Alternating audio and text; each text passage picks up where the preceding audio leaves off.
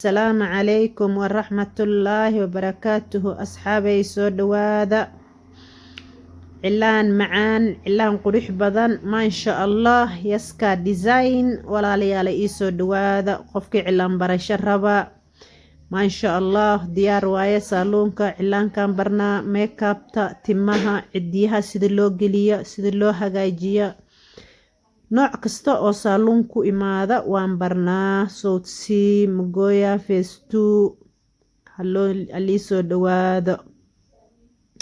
walaalayaal subscribe like share yaan idinka waaynin walaalahayga qaaliga ah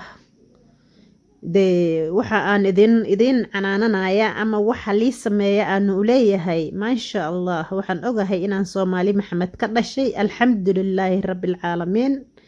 marka waa sidaas iyo nabadgelyo ii soo dhawaada